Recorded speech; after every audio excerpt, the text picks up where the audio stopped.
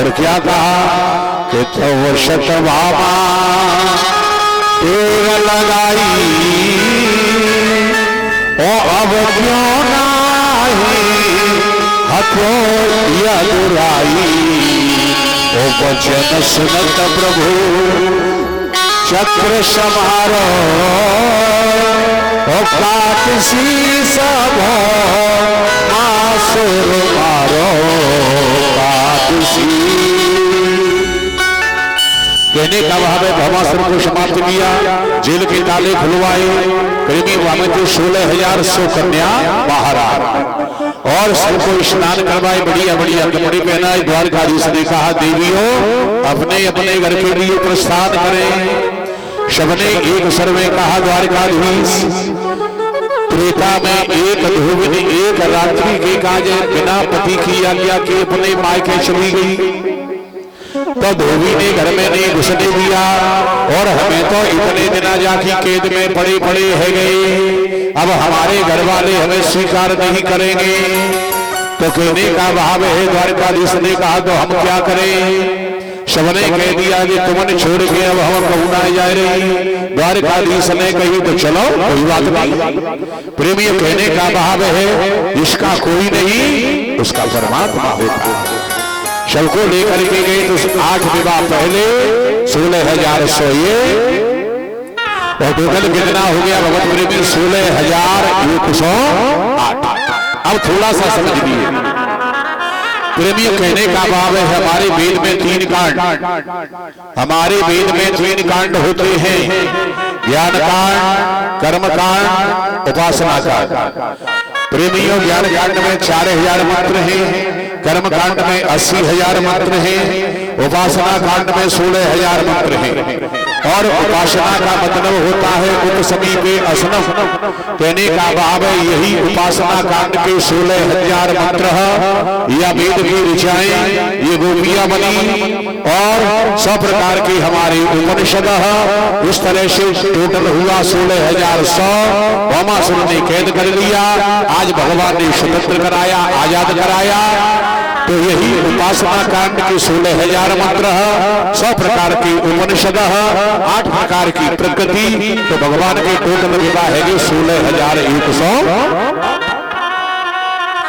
प्रेमियों बच्चे कितने बहे 10 बेटा और एक बिटिया। हर रानी से 11 पैदा बहे। सबन के हाथ में मोबाइल है 16,108 × 11 हमारे टोटल आ जाओ राधे। प्रेमियों कहने का भाव इस तरह से और आगे जाकर के नाती बहे पोते बहे और बढ़ते गए और द्वारकाधीश के आगे प्रेमी यदुवंशियों का परिवार हो गया 56 करोड़, संख्या हो गई 56 करोड़। और इधर में अब बड़े प्रेम से द्वारकाधीश रह रहे हैं। पांडवों की ओर से सूचना गई और पांडवों ने कहा कि हमारे यहाँ अश्वमेध यज्ञ हो रहा है, पधारे। और इधर में जरासंध की सूचना गई कि जरासंध को भी समाप्त करना है। द्वारकाधीश ने कहा उद्धव सिंह के पहले कौन सा कार्य किया जाए। उद्धव जी ने कहा पहले अश्वमेध यज्ञ में चलिए और उस यज्ञ में यज्ञ पूरा जब होगा जब 10 दिशाएं जीत ली जाएंगी तो वहां में नंबर जरासंध को आ जाएगा, दोनों काम फ्री हो गए। चारों भाई चारों दिशाओं में भेजे, 3 दिशाओं को जीत लिया लेकिन जरासंध को नहीं जीत पाए। मेरे भगवत प्रेमियों धर्मराज युधिष्ठिर दुखी हो गए और थोड़ी कथा सुपरफास्ट कहने का भाव 4:30 बजे। तो मेरा कहने का भाव मेरे भगवत प्रेमी भीमसेन अर्जुन और द्वारकाधीश तीनों ब्राह्मण बने और ब्राह्मण बन करके आज जरासंध की नगरी में पहुंच गए। दरवाजे पर खड़े हुए सूचना भिजवाई कि तुम्हारे दरवाजे पर 3 ब्राह्मण खड़े हैं। जरासंध दौड़ के आया और ब्राह्मणों से कहा तुम्हारे मन में है जो हो सो मांग लो। ऐसा कहा तो उन्होंने कहा अगर देना चाहते हो तो हमें युद्ध भिक्षा दे दो। जरासंध ने कहा ठीक है तुमने युद्ध भिक्षा मांगी है मैं दूंगा, लेकिन ये बताओ जल्दी कि तुम है कौन। तुम ब्राह्मण नहीं हो, क्योंकि ब्राह्मण कभी झगड़ा नहीं चाहता है। ब्राह्मण कभी ब्राह्मण अगर सच्चा ब्राह्मण होगा तो ज्यादा से ज्यादा कोशिश ये करेगा कि झगड़ा नहीं हो, लेकिन फिर भी कोई ब्राह्मण को परेशान करेगा तो फिर ब्राह्मण को इतना कमजोर भी नहीं बनना चाहिए। मेरे भगवत प्रेमी जैसे ही कहा तो आज उन्होंने कहा भैया मेरा नाम द्वारकाधीश है। ये जरासंध ने कहा तेरी आंख में अगर थोड़ी बहुत शर्म हो तो मेरी आगे पे हट जा, क्योंकि मेरे डर के मारे मथुरा छोड़ के भाग गया, बीच समुद्र में रह रहा है और आज ब्राह्मण बन के मुझे ठगने आ गया। चल हट। प्रेमी फटकार लगाई, ये कौन है? द्वारकाधीश ने कहा ये अर्जुन है। तो जरासंध क्या कह रहा है? अर्जुन तू भी हट जा, तू मेरी टक्कर का योद्धा नहीं है। ये कौन है? ये भीमसेन है। जरासंध हंस गया कि अगर भीमसेन चाहे तो मेरे से मल्ल युद्ध कर सकता है। द्वारकाधीश ने एक आंख की इशारा करो, फटाफट जल्दी हाँ कर दो, नहीं मामला गड़बड़ होने जा रहा है। भीमसेन ने कहा ठीक है भैया मल्ल युद्ध मेरा हो। कितने दिन युद्ध हुआ भगवत प्रेमी? 27 दिन लगातार मल्ल युद्ध हुआ। 27वें दिन रात्रि में भीमसेन ने कहा द्वारकाधीश कान खोल कर सुन लो, या तो कल जरासंध मरेगा और जरासंध नहीं मरा तो भीमसेन भी मैदान छोड़ के भगेगा। द्वारकाधीश हंस गए, कहने लगे कि हे भीमसेन जब तक तुम हमारी तरफ नहीं देखोगे जरासंध मरने वाला नहीं है, हमारी तरफ देखना पड़ेगा। और दूसरे दिन भीमसेन ने जैसे ही पटका जमीन पर जरासंध, तुरंत द्वारकाधीश की ओर देखा। द्वारकाधीश ने एक तिनका लिया, लकड़ियां ली, उसके 2 भाग कर दिए। इस हाथ का टुकड़ा इधर फेंक दिया, इधर के हाथ का टुकड़ा इधर फेंक दिया, क्योंकि जरासंध 2 रानियों से आधा आधा पैदा हुआ था और आज इधर उधर फेंके भीमसेन ने जरासंध के 2 फाड़ किए और इधर के हाथ का इधर और इस हाथ का इधर, जब जाकर के जरासंध की गोविंदा प्रेमी लौट के आए। और धर्मराज ने अब कहा यज्ञ में आगे कि भैया सबसे पहले पूजा कौन की होगी?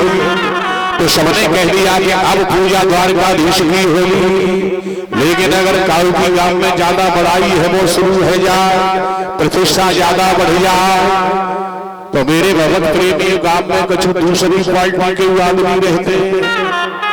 डॉक्टर अगर हमें तुम्हें बुखार आ जाए तो डॉक्टर के वो मलेरिया है, वो चिकनगुनिया है, वो या कुछ फीवर है, वो कुछ और के।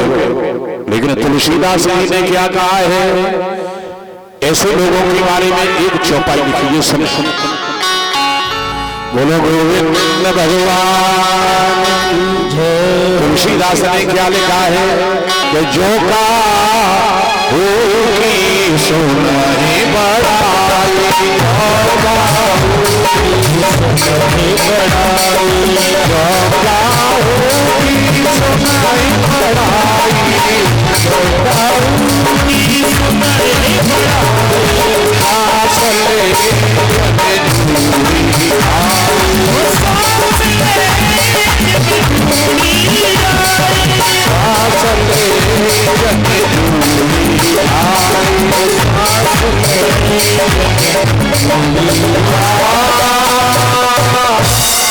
मेरे भगत प्रेमी जूड़ी जे अगर गाँव की बड़ाई सुने तो एकदम जन जूड़ी सी चढ़ती है कि हे भगवान या डाउन कैसे करें, लेकिन तुम्हारे डाउन करने से वो डाउन होने वाला नहीं है। क्यों? कि जा पर कृपा राम की होगी, ता पर कृपा करें सब कोई, जा पर कृपा। तो शिशुपाल खड़ा होकर के गाली देने लगा। भीमसेन गदा लेके खड़े हो गए कि मैं इसे मारता हूं। द्वारकाधीश ने कहा नहीं भैया भीमसेन जाको नंबर दो और कह दिया सभा से गाली गिनते जाओ और गाली है 90 भगवान कह रहे 90 हो गई और देने लगा। भगवान ने कहा 95 और फिर भगवान कह रहे 96 97 98 99 100 और जो 1 से 1 में गाली वही सुदर्शन चक्र को आदेश दिया और शिशुपाल की गोविंदा। इतना और बता दूं भगवत प्रेमी रिश्ते के हिसाब से शिशुपाल और द्वारकाधीश मामा फूटी के खास भाई। लेकिन जब ये पैदा हुआ था तो या शिशुपाल के 4 हाथ और 22 समय आकाशवाणी हुई कि जाकी गोद में बैठते ही जाके 2 हाथ नीचे गिर जाए, समझ लो वही इसका काल है। तो जाके घर में कोई आवे, भाई की गोद में मैया बिठावे। लेकिन एक जना कन्हैया आए जो गोद में बिठाए धर्म से 2 भुजा के नीचे जमीन पे। बुआ ने कही आय भगवान चिमारे वो मेरे लाला। तब बुआ ने कहा कि बेटा तू जाए मत मारी हो। तो द्वारकाधीश ने कहा बुआ कितनी गलती माफ कर दो बता दे। जब बुआ ने विचार बनाया कि 10 गलती करेगो, 20 करेगो, 50 करेगो, मैया ने कही नहीं कि 100 गलती माफ। ठीक है बुआ, और आज जो हो सही भाई। और बाकी भगवान ने जय ठाकुर जी कर गई। और बाद में भगवान ने मेरे भगत प्रेमी नंदपुत्र को मारा और बड़े प्रेम से द्वारका में रहने लगे। अब राजा परीक्षित ने विष्ट किया और राजोवाच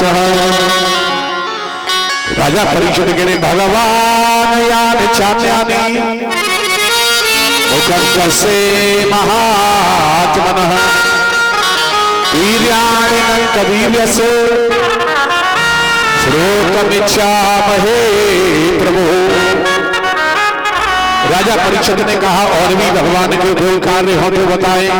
मैंने सुना है कि भगवान बड़े भक्त वत्सल हैं, लेकिन कथा एक आपने ऐसी ना सुनाई कि कौन से भक्त पे कृपा करी है। अब कह रहे सुनते भगवान सुनो।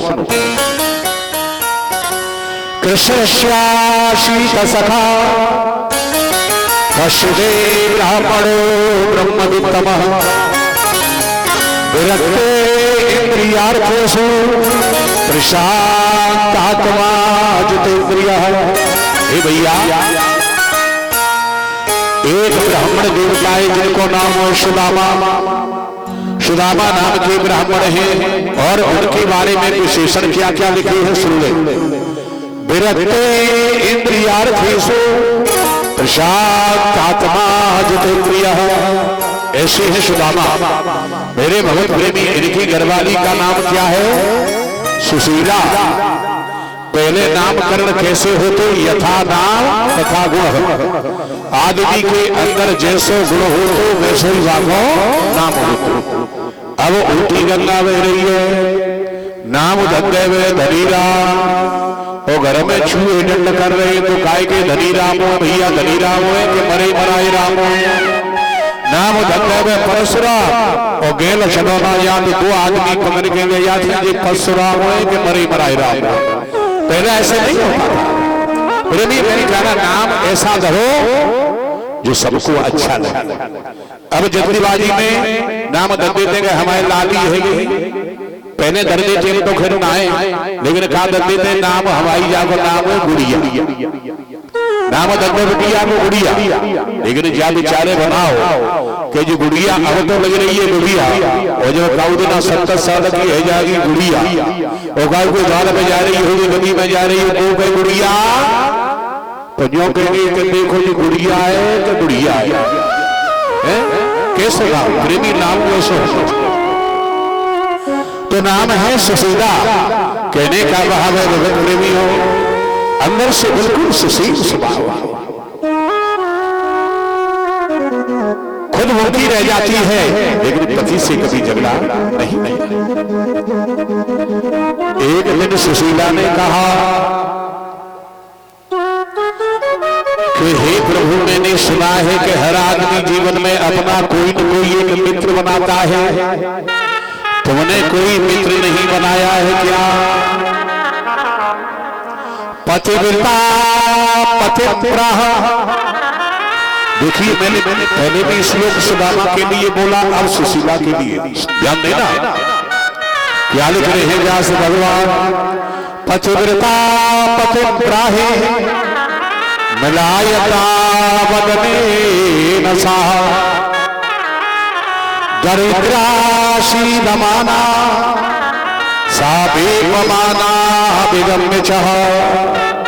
दरिद्राशी दमाना सुदामा के श्लोक में दरिद्र शब्द नहीं आया, लेकिन सुशीला के में आया है कि सुशीला पतिव्रता है, लेकिन कैसी है? दरिद्रा। दरिद्र और दरिद्रता में और गरीबी में अंतर बहुत है प्रेमियों। दरिद्र आदमी करोड़पति को भी कह सकते हैं।